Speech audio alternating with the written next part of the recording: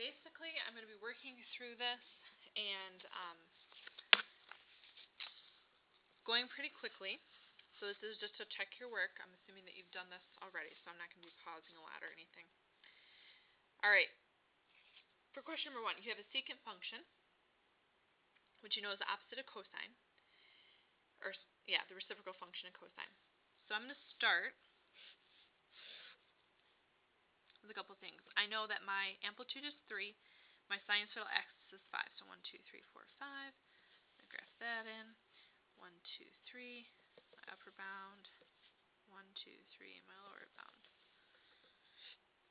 I'm going to start at 15. To find my period, I'm going to take that 9, flip it, and multiply, in this case, by 360. So 360 divided by, oops, gives me 40. So 15 to 55 is going to be my period. And then I have to find the middle spot. So I'm going to take 55, add 15 divided by 2. That gives me 35. The halfway spot between 15 and 35 is 25. Halfway spot between 35 and 55. Well, that makes sense. 45. Okay, and then secant, again, is the reciprocal function of cosine. So a cosine function would start at a high point, come down, low point, and a high point. Well, at the high points, your secant function is going to have a low point. At cosine's low point, your secant function is going to have a high point. The other thing you have to pay attention to is wherever cosine would cross sinusoidal axis, or technically B0, that's where secant has an asymptote, because secant is 1 over cosine, and cosine can't be 0. It would make it undefined. So we're going to start by drawing in asymptotes, 25 and 45. And then your secant function would then just follow the asymptotes, and high points become their low points, low points become their high points. That's all you'd have. This would be theta, that would be y, because you had to label the appropriate tick marks and the axes. Okay, for number 2 and 3. For this one, now when I started looking at this problem, I recognized, well, tan squared I know is equal to secant squared minus 1, which kind of looks like this. However, if I could get this to be secant squared, oh, let me start over. This is obviously the most complicated side.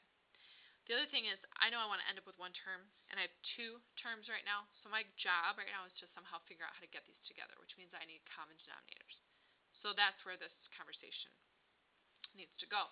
I'm going to try to get the common denominator of secant squared minus 1, and I can do that by multiplying by the conjugate, because then on the bottom, when I FOIL those together, the outers and inners will cancel, leaving me with secant squared minus 1, so that's going to be my first step here. Also, when I multiply this together, secant times cosine, because they're reciprocals that cancel each other out, so you just end up getting 1 plus cosine over secant squared minus 1. Okay, the next step would be to convert this using the Pythagorean property into tan squared.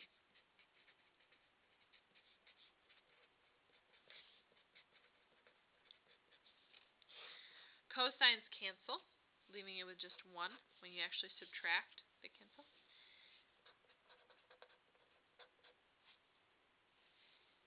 And then you get cotangent squared. Hold on just a second.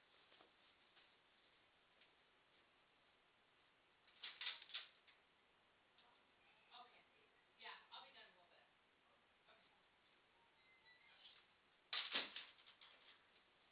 Okay. You can yell at Miss Galloway for that interruption. Alright, so anyway, that becomes cotangent squared, which is what you wanted. So then you can make your therefore statement. For this one, very complicated looking left side, but because it's a binomial squared, I'm going to assume I have to simplify this a little bit by maybe foiling these together.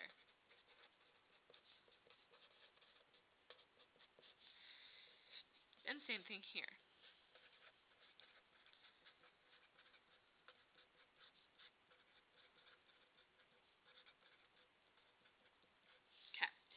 foiling, I get 4 cosine squared. I have plus 6 sine x cosine x plus 6 sine x cosine x. So I get plus 12 sine x cosine x. Last terms give me plus 9 sine squared. Over here, I get 9 cosine squared. Outer gives me negative 6 sine x cosine x. Inner gives me negative 6, so I get negative 12 sine x cosine x. The last terms give me positive 4 sine squared. Alright, then I have my like terms. These end up canceling each other out.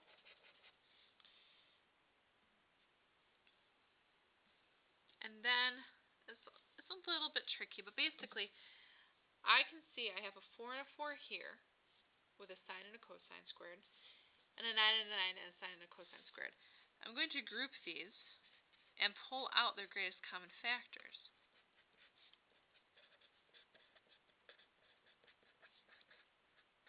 Okay, so I grouped these two, and then I grouped that one, and all I did was pull out the greatest common factor in that case, because then that's the Pythagorean property of both of those can change to 1, and then you just have 4 plus 9, which is 13, which is what you were looking for.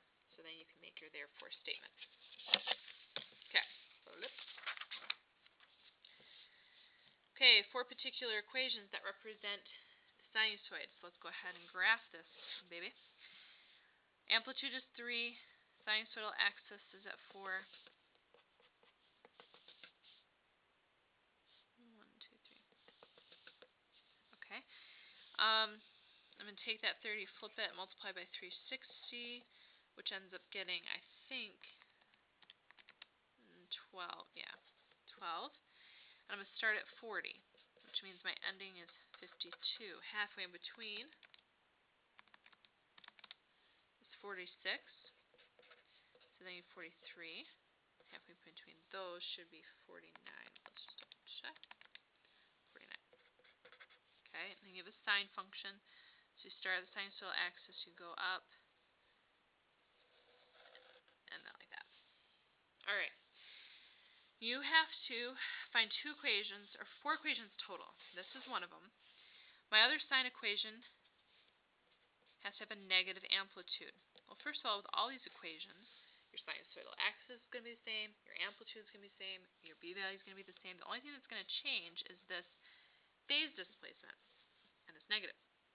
So if I have a negative there, that's saying that my sinusoid, or my sine function, has to start not at the sinusoidal axis and go up, but instead start at the sinusoidal axis and go down. So 46 is going to be where I want to start there. With the cosine function starts at a peak, which there's a peak at 43. And then if I have a negative cosine function, then I needed to start at a valley, which is at 49. So those are the 4 that I was looking for. Okay, for the next one, find the value of all 6. If we were to draw the point -5, up here somewhere, there's your representative triangle. This would be -5, this would be 7. And then we're going to use SOHCAHTOA here because I have a right triangle. So I need to find that third side by using the Pythagorean theorem, which gets me 25 plus 49, which is 74. So that is going to be the square root of 74. Sine of theta, and here's theta, is going to be opposite over hypotenuse. If we rationalize, it would be that. Cosine is going to be adjacent over hypotenuse. If we rationalize, it'll be that. Tangent is going to be opposite over adjacent.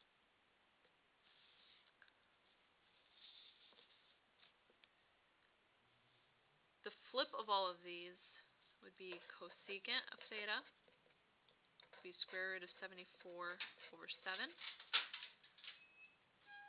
Oh, hey. How long do you not have kids? Not until 1:13. But you got a class right after lunch, right? No, this is after lunch. This is my prep. You got a class like when's your prep from? Until 1:13. I don't have kids. Like 11:45 to 1:13? Don't you have a class right after lunch then? No. I have a class 5th hour. Which starts at 1:13. Or 1:15? Or 1:15, yeah. So you don't have class from like 11 something, 11 whatever time lunch is, 11:15? 11:15 to 1:15, yeah. Every day? Yeah. I can't keep track of everybody's schedule.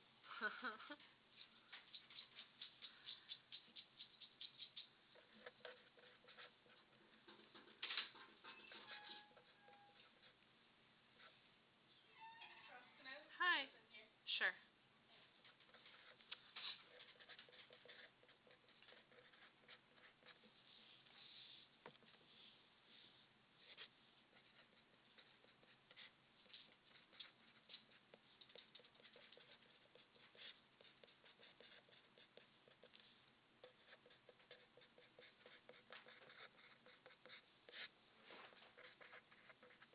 It's not projecting. What? It's not projecting. I know. I'm taping. I'm videotaping, and then I post it online so the kids can check their work. Wow. Yeah. So your voice is actually on their tape. You're famous. On the calc test review. They'll have to post my famous bad exploits from yesterday on there somehow.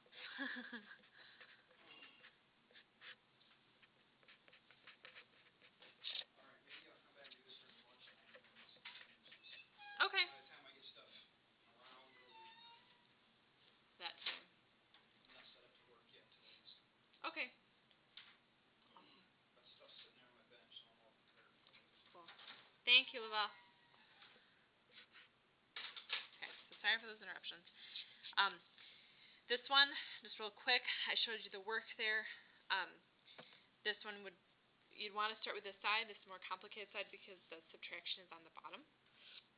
And then you use the conjugate. And here, this is Pythagorean theorem, or not theorem, but Pythagorean property relationship. So that becomes sine squared, and then you can reduce, leaving one sine squared on the bottom, and since that's what you want, you can make your therefore statement. All right. First page, second page. Graph the following function.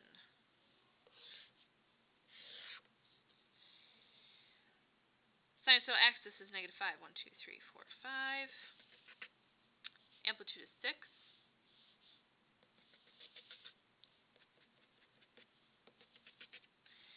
Period. I flip this. B value multiplied by 2 pi. So your period is going to be 15.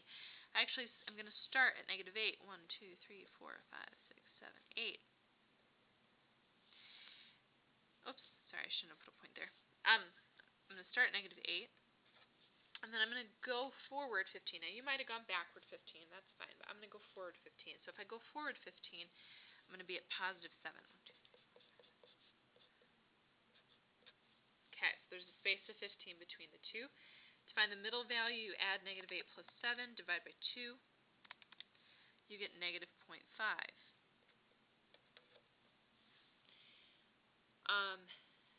In between -8 and -0.5, if I divide that by 2, you get -4.25.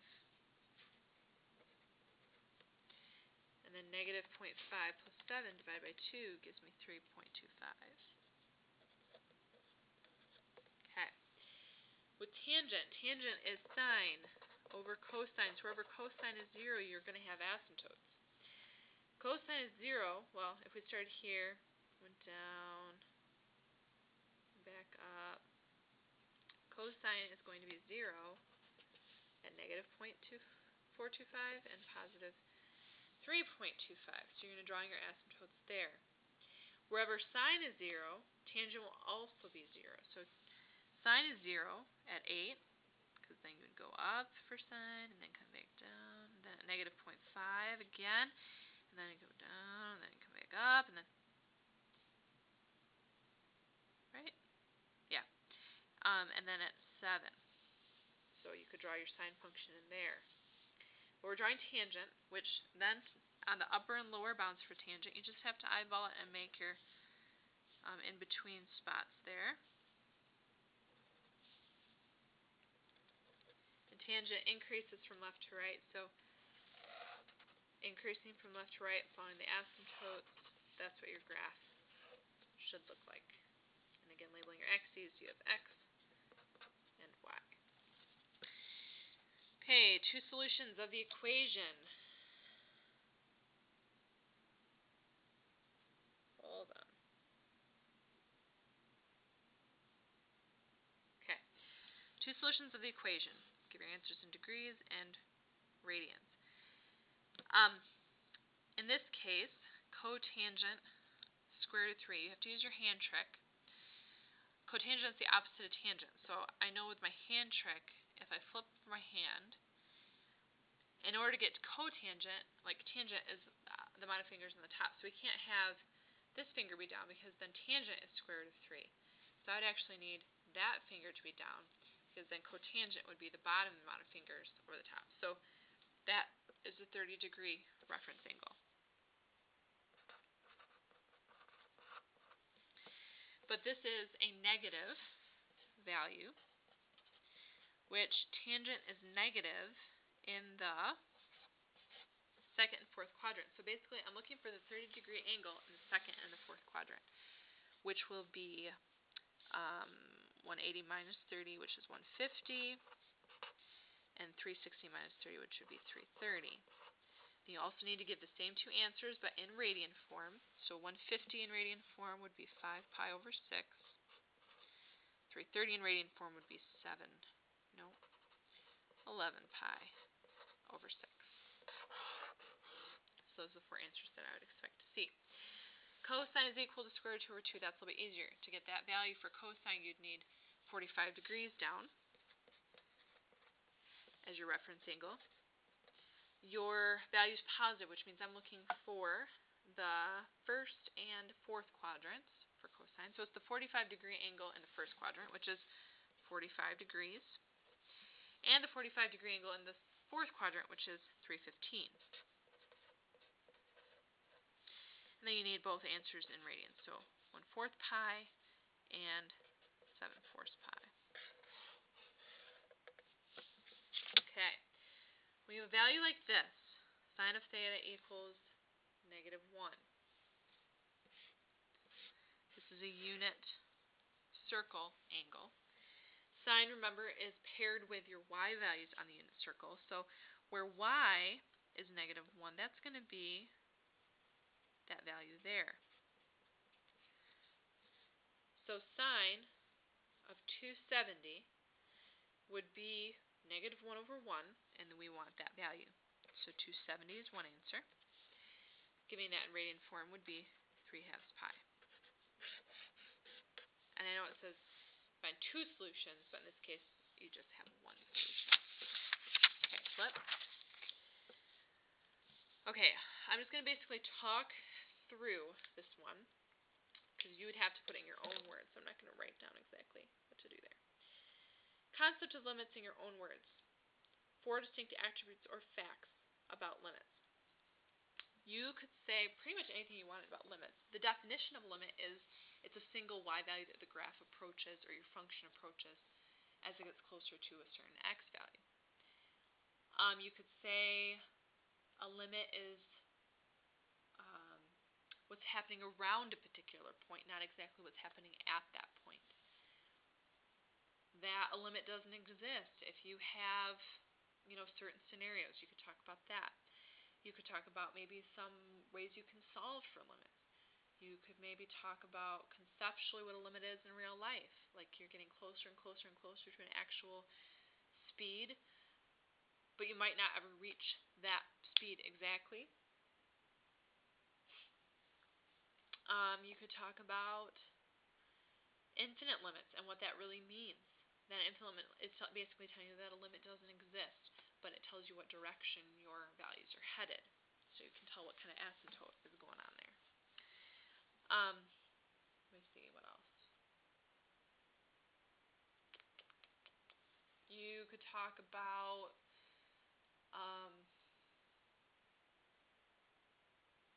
yeah, I mean, that basically covers everything that we did.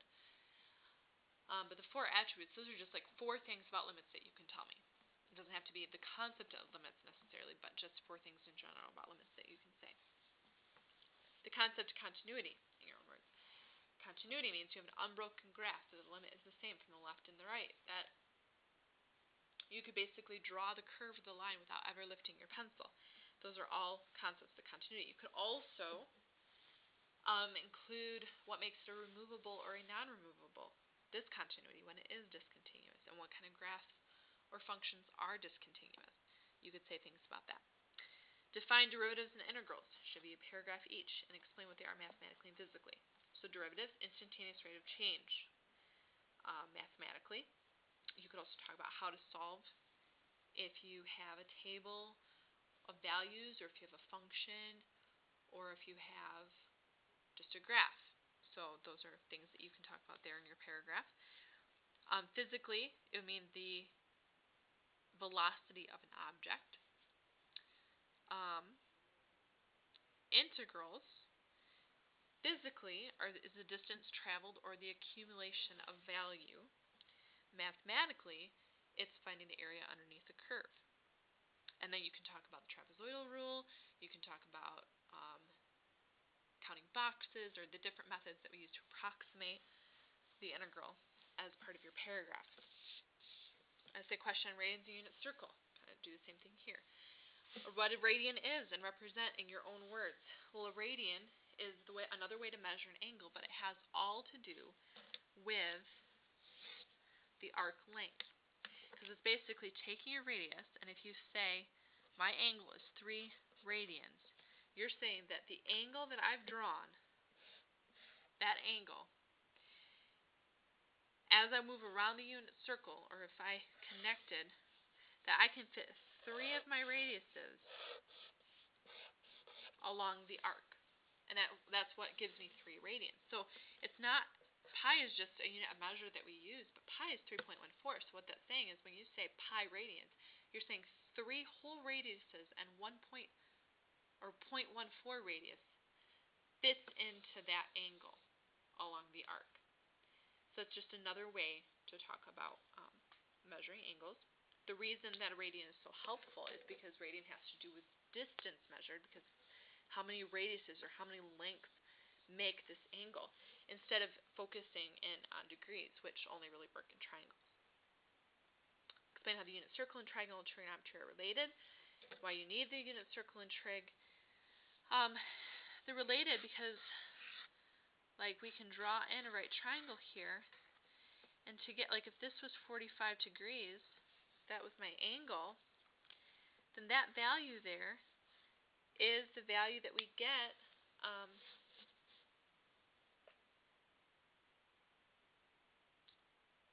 let me start over. I forgot where I was going with that. Oh, like if you were trying to find sine of 45 degrees. Sine of 45 degrees is opposite, so whatever the length of that side is, over the hypotenuse, which in this case is 1. So we would, excuse me, so you would set it up, or the right triangle here. I mean, that's how we find values in radians, is because we pair, well, 45 degrees is like 1/4 of a radian. And so that we can say that the sine of 1/4 of a radian is square root of 2 over 2, because we can always draw in a right triangle here and use SOHCAHTOA. So they are connected, but the unit circle, again, we use more often because it measures, like, you can use distance, you can use time. You can use any kind of x factor, dot just degree. And then there's some other good stuff in that first unit packet, the first couple pages that we did when we talked about radians and what they meant. Okay. I think we just have a couple more to do. Yes. Evaluate the following limits. You have the limit as x approaches 3, square root of x plus 1 minus 2 over x minus 3. This one, to evaluate the limit algebraically, you would have to use the conjugate. So you get x plus 1 minus 4 over x minus 3. That. So on top you get x minus 3.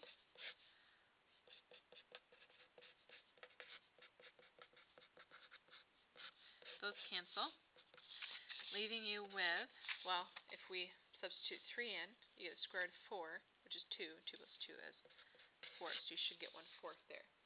The other one is the limit as x approaches 0 of 1 over x plus 4 minus 1/4 over x. This is add your fractions together on the top and flip and multiply type scenario. So I'm going to multiply this one by 4 over 4, this one by x plus 4 over x plus 4. You get 4 over 4 times x plus 4 minus x plus 4 over 4 times x plus 4 over x. 4 minus 4 knocks each other out, so you just have negative x on the top over 4 times x plus 4 over x. I'm going to flip and multiply that x over 1 on the bottom. Those x's cancel, leaving you with negative 1 over 4 times x plus 4. 0 goes in for x there, so you end up getting 4 times 4, which is negative 1 over 16. Okay, here. We have to verify that it applies. You verify that it applies by saying polynomials are continuous. So we know this is an unbroken graph. And then I plug in 0. If I plug in 0, I get negative 1. Then you plug in 5. If you plug in 5, you get 29. Because 20, the value you're looking for, is between the two y values that you found. The IVT applies. I know, I'm guaranteed that there's going to be some x value between 0 and 5 that gives me a y value of 20. To find that value, set 20 equal to your function. Subtract 20. And then we're going to solve. In this case, I'm going to use the quadratic formula.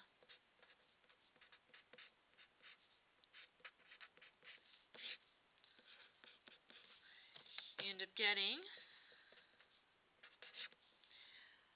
this would be 84, 85.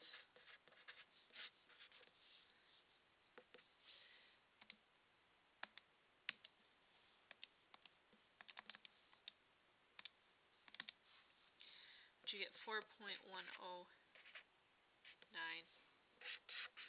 as your C.